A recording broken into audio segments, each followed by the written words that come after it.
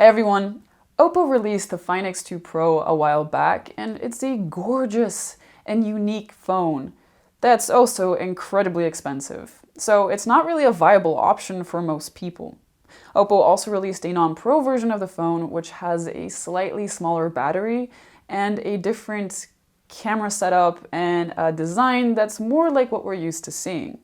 But does that really make that much of a difference? I'm Angie for GSM Marina, and this is our review of the Oppo Find X2.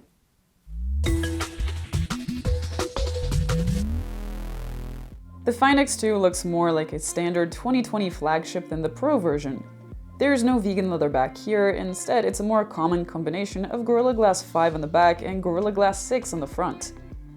That doesn't mean the phone is anything less than beautiful though, especially with its ocean coloring. If you decide to get the black version of the phone, it's made of ceramic, which makes the entire device a little heavier. The Find X2 has a footprint that's pretty much identical to the Pro version, and it handles in much the same way.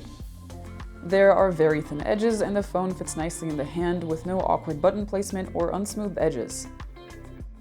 It has a fast and reliable fingerprint reader on the front, but it's not always on, so if it's lying on a table, you might have to tap on the screen in order to engage it.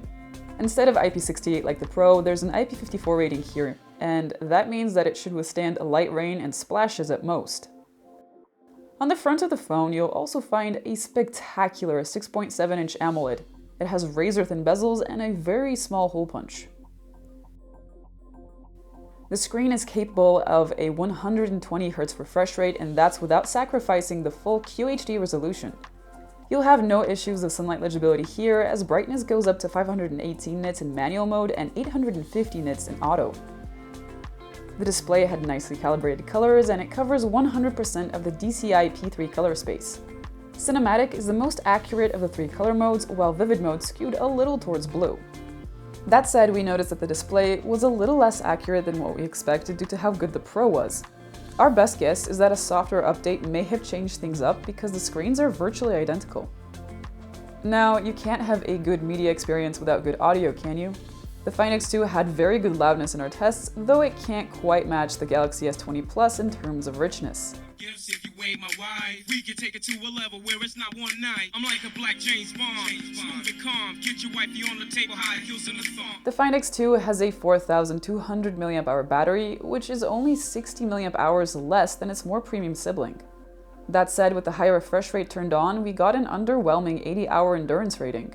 You can bump up the number to 89 hours, but you have to lower both the refresh rate and the resolution. While the battery life didn't wow us, the charging did. With the 65-watt charger included in the box, you can get the phone from flat to 94% in half an hour. Even better, you'll be at 100% only 8 minutes later. The Find X2 has the same Snapdragon 865 chipset as its more premium sibling, and unsurprisingly, the two had practically the same excellent performance. As far as software goes, it has Android 10 with ColorOS 7.1 on top. It's a minor update over the 7.0 version, but it brings some noticeable changes over 6. Most notably, there's a more stock look. That said, it's still a highly customizable OS, and you can change everything from how the icons look to the speed of animations. One wonders why anyone would choose anything other than blazing fast, but hey, to each their own. The notification shade has also been retouched with squarish toggles instead of circles and a green accent color throughout the system. Speaking of, you can also turn on the system-wide dark mode. It can even be enforced on third-party apps, so you don't have to blind yourself in the middle of the night by accident. There are 3 navigation options available. There's navigation buttons, Oppo swipe up gestures, and standard Android 10 navigation, which we prefer. There's also an auto switch to ear receiver gesture that allows you to pick up your phone without having to turn off Bluetooth devices playing music. As in previous Oppo phones, there are a few screen off gestures too. You can draw different letters on the lock screen to launch different apps or control your music. Still, there's no way you can launch the camera without touch input, so no flicks of the wrist or double pressing the power button will work here. Not a deal breaker, but still annoying. There is a standard triple camera setup with no periscope or crazy sensor sizes here. The 48 megapixel quad Bayer main cam has an f1.7 aperture and optical stabilization, but it also has a much smaller sensor than the Find X2 Pro. The 13 megapixel telephoto is a standard one that offers 2x zoom instead of the Pro's periscope that offers 5x. There's also a 12 megapixel ultrawide camera instead of a 48 megapixel one, but it still has autofocus. That doesn't mean that it's a bad setup though, and even though it lacks the Pro's crazy features, it's still quite capable. So how good are the photos? During the day, there's plenty of detail for the resolution and pictures are sharp. That said, we notice more noise than we'd like on a 2020 flagship. Photos have a contrasty look, and we would have liked a slightly brighter exposure. Still, there's a wide dynamic range, and colors, especially greens and reds, were nice. If you switch to the 48 megapixel mode, you lose more than you gain. There is a narrower dynamic range and a hike in noise, as well as some pronounced aliasing.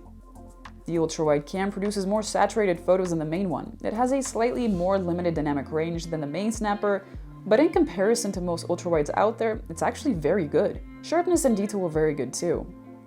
One of the nicest features of this camera is the autofocus, which allowed for some nice perspective shots and close-ups. Our only criticism is that this camera is not really that wide when you're shooting in the regular 4x3 photo mode because the sensor's native aspect ratio is a 16:9 one. So as you can see, there's some cropping here. The telephoto took sharp and detailed shots at 2x zoom. Noise is quite high like the other cameras on the setup, but colors are a bit more muted. Dynamic range is narrower too. At 5x zoom, you're using a digital zoom. Images look good at fit-to-screen levels, so you can use them for social media, though we wouldn't recommend them for anything more than that. In low light, the phone's AI automatically applies some night mode action. There's a button to disengage the mode, but for many scenes it actually looks quite good. These AI photos have well-developed shadows, mostly balanced highlights, and a wide dynamic range. Detail is good too. City lights tend to skew a little towards orange though. With the AI off, images are noticeably darker with much less well-developed shadows. We did notice more detail though. Unsurprisingly, there is an actual night mode, but images are practically identical to the ones that you get with the AI turned on. The ultra-wide camera with the AI switched on got you brighter shadows and balanced highlights. There is some pixelation around light sources, but colors were very nicely preserved. Without the AI, photos are soft and mushy with blown out highlights, so try to avoid this one. If you want 2x zoom at night, you should know that most of the time pictures are cropped from the main camera. Naturally, that means you get the same good colors and dynamic range, but you should avoid pixel peeping. On occasion, the telecam will be triggered and you'll have to decide between better exposure and colors with night mode or slightly more detail in the regular mode. Portraits shot with the telephoto were good, but not amazing, with the occasional glitches in terms of subject separation. You can also use the main camera, which provides sharper textures and details. It also handled different light conditions better than the telephoto thanks to the larger sensor.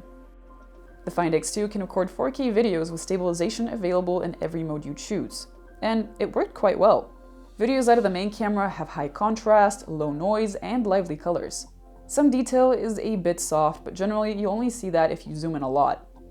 Videos shot at 60 FPS had a more purple hue than those shot at 30 FPS, even with full HD videos. The ultra-wide camera shoots 4K videos too, and we'd have to say that it's actually better suited for video than stills. This is because you get to use the sensor's native aspect ratio. Dynamic range was a bit on the narrow side, but detail and colors were quite good. Telephoto videos at 30 FPS have excellent detail, lively colors, and a respectable dynamic range. At 60 FPS, 2x zoom footage will come out of the main camera. Turn the phone around and you'll be using the 32 megapixel camera that you'll find in the tiny punch hole. Selfies were detailed when shot in good lights, though noisy. Skin tones were great too. Dynamic range is narrow, but the HDR helps balance this out. The Find X2 is an excellent phone, which isn't surprising considering the €1,000 price tag. In fact, in terms of its screen performance and charging tech, it's among the best.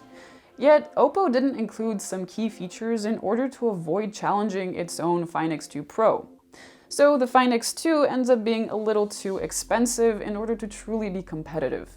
Maybe once the price drops, you should consider getting it, but until then, we'd rather go with the Galaxy or OnePlus phone.